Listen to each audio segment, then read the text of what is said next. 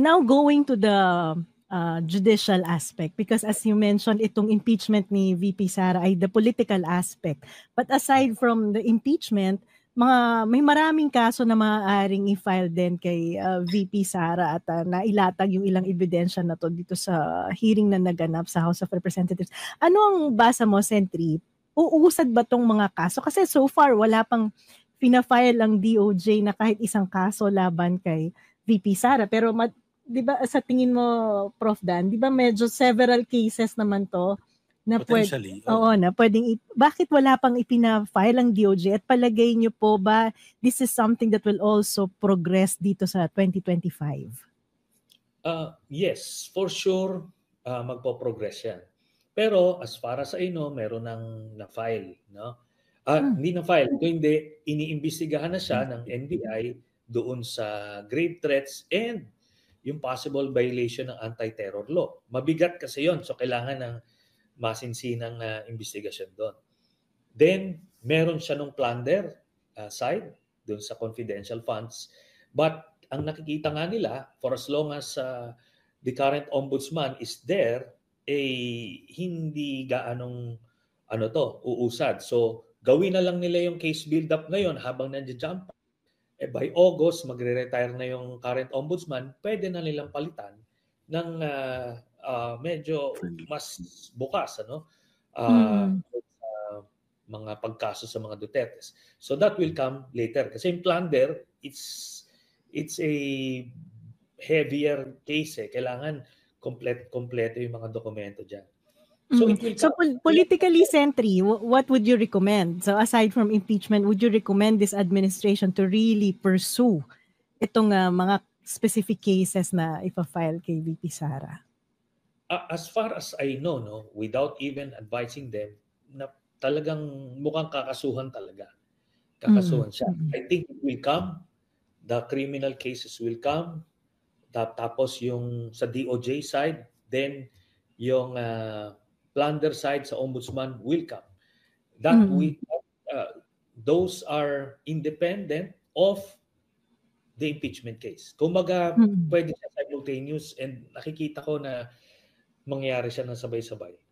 Hindi yes, kasi itong mga Dutertes all this time ang pinakang go-to move nila, yung primary weapon nila sa kanilang arsenal is yung political intimidation.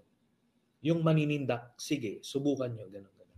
Palagay ko na wear thin na yon, yung ganung style, kaya ngayon tutuluyan na sila.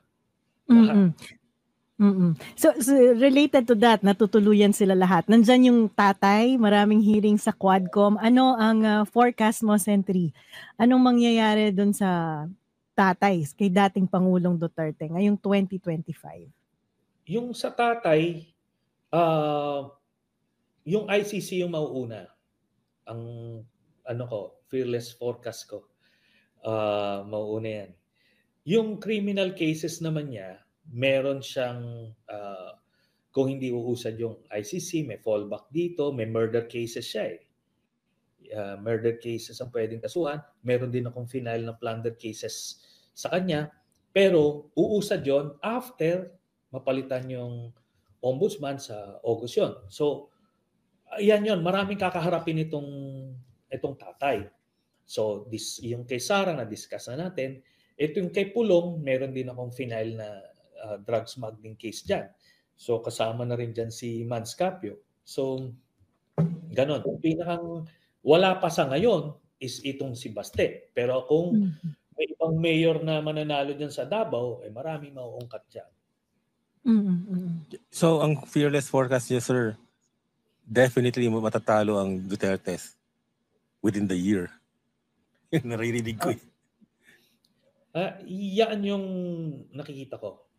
But, sabi ko nga, itong mga ito, hindi naman ito hihilata na lang and allow themselves na sagasaan sila. Hindi. Lalaban ito.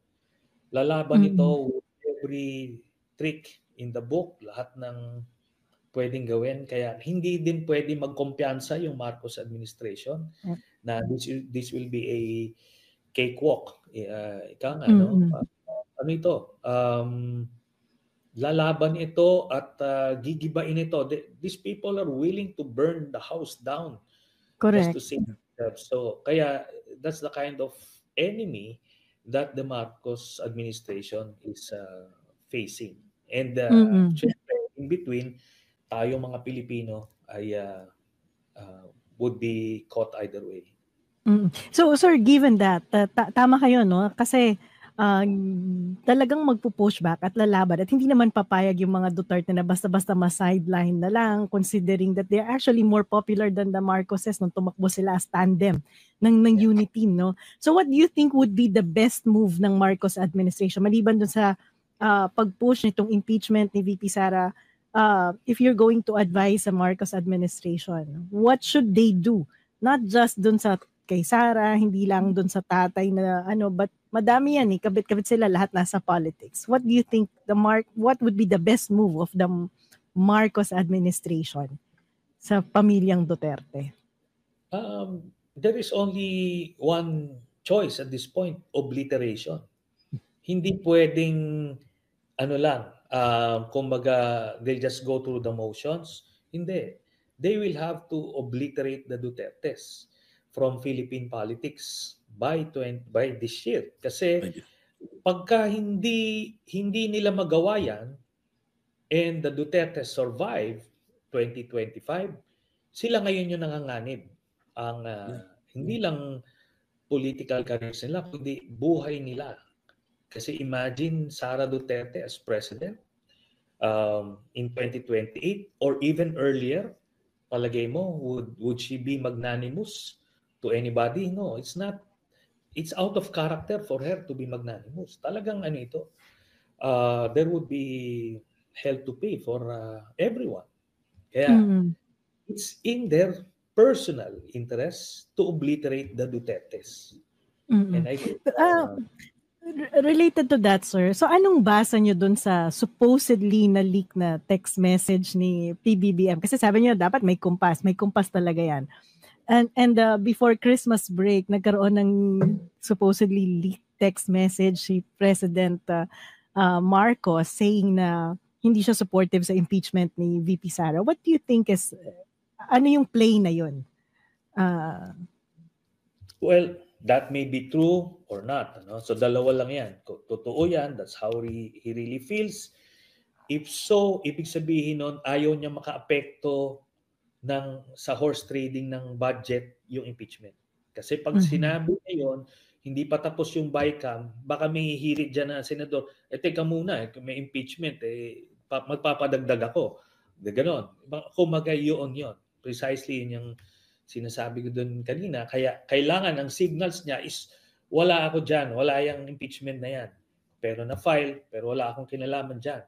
Para matapos yung horse trading sa BICAM, exclusive of any impeachment consideration. So yun. So yun yung nakikita natin. Whether that's how he really feels or that's just lip service, pero the message is wag niyong isama yung budget dun sa impeachment. Given that, sir, so sa usapin ng kay VP Sara, sino ba talaga ang sense niyo na nagkukumpas? Is it President Marcos o si Speaker Romualdez? The way ang pag-profile namin sa kanila, it's all President Marcos. Okay. Hindi gagalaw ang speaker na walang basbas ng presidente. Kasi kung may bolilyaso yan, immediately papalitan na yan. The fact na yung mga perceived na bolilyaso but he remains there, ibig sabihin, merong consent yun. That's just how it is. Lahat ng galaw sa ganyang levels, lahat ng mga galaw pinapaalam. Kasi pag gumalaw sila na nagkaroon ng backlash sa presidente, tapos na yan, tanggal na yan. Now moving on, sir, kasi fearless forecaster. Now moving on sa presidente. Kasi si President Marcos also, yung popularity niya ay bumababa na rin. No? So what would be your advice kay President Marcos in terms of, kasi ikaw matagal ka na ring senator, sir. And of course, maraming kinakaharap na issue yung presidente. Ngayon, yung budget, yung economic growth natin, inflation. And then maraming binabatong issue kay Speaker Romualdez as Speaker of the House. Ano sa palagay mo yung mga best move na dapat gawin ng presidente ngayon to at least improve yung kanyang reputation, image, yung suporta ng tao sa kanya, given na ngayon talaga magkakaroon tayo ng banggaan between the Marcoses and the Dutertes? Okay. Ito, I think hindi ito parang sequential, simultaneous ito. Kasi ang kailangan niyang i-address muna yung existential problem of the Dutertes. Kasi the Dutertes can really bring the whole house down. 'Di ba? So kahit na anong policy reforms ang gusto mong gawin, kung patatalsikin ka na sa pwesto, di wala na rin. Di ba? That's one. Kailangan i-address yan. So titignan yung mga destabilization information. Make sure that all these areas are covered, na walang mag-iisip or gagalaw ng hindi maganda. Okay. Pangalawa, pagka na-assure mo na yan, edi yung gut issues talaga ngayon, kasi you need to win the hearts and minds of the people, especially in this fight, yung inflation talaga. Kasi hirap na hirap talaga yung mga kababayan natin na talagang mataas yung bilihin. Especially na nagkaroon siya ng policy promise of bringing the price of rice down. So gagawin niya talaga lahat dapat doon towards that end. At kung kailangan niya mag-subsidize, then mag-subsidize. Just fulfill that promise and makukuha mo yung loob nung kababayan natin. So pag nakuha mo yung loob, di tataas approval rating mo, then you will gain enough political capital to do other policy reforms. Ngayon, that will be economically expensive to do, but it has to be done. No? Hindi naman necessarily baba mo ng 20 pesos, pero kung significantly maramdaman nila, kunyari from 50 pesos ngayon, kung mapababa niya ng mga 30 o 28 pesos, grabe yon. Talagang mararamdaman ng mga tao yon. But kailangan niya talagang doon, mag-allocate ng pondo. Ngayon, syempre, kailangan din niya sabihan yung mga allies niya na mag-behave muna kayo. Kasi we're in this fight. Huwag munang, moderate your greed. Ika nga. Not now, di ba? Kasi nasa gitna ng laban, huwag niyong bibigyan ng bala yung kabilang side na pwedeng gamitin sa inyo. So, to simplify yung approach, that would be what would I advise? Pinakagusto kong advice ni Sentry yung moderate your greed. Pwede ba dagdagan na moderate your greed now? Forever. Yes, may question. Sen, yung ang lumalabas na news sa late upcoming cabinet meeting ay yung legacy projects ni Presidente Marcos. Ito ba yung would this attempt to bring down yung presyo ng bigas be one of them, or parang na-off ako kasi ang dating sa akin, sa halip na patakbuhin yung pamahalaan in the right way, nag-iisip siya ng mga monuments type. Yung mga things na reasons maaalala siya. Are they inconsistent, or baka naman itong mga legacy projects are exactly what we need? Well, ito nga ang second half kasi ng administration ng isang presidente, yan yung legacy mode. So it's supposed to plant the seeds during the first half, tapos aani ka dun sa second half. Whether that's done during the first half would be a subject for another episode probably. Pero at this point in time, force na siya dito sa second half na ito. Ngayon, pwede naman niya kasing gawin lahat yun Diba? Preserve democracy, yung sinasabi kong existential problem. Next is yung itong suppression ng bigas na sinasabi niya. Then, itong legacy projects. Kasi hindi naman lahat pwede mong ibuhos yung buong national budget dun sa agri-site lang eh. Meron ka talagang capital outlay, meron kang pondo pang infra. So you can do all of these things. But kailangan yun na nga, walang bulilyaso o ma-minimize man lang yung bulilyaso para hindi ka nagsasayang o nag-uubos ng political capital diyan. Now, all of these things, whether yung sa pagbababa ng inflation, presyo ng bigas, at yung legacy projects, hindi mangyayari yan for as long as the Dutertes are there.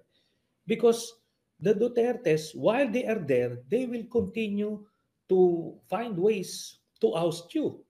Di ba? Yeah. Or to just kung mag-agitate the people, hindi ka ngayon makaka-focus kasi continuous magka-crisis management ka all through the next 3 years of your term.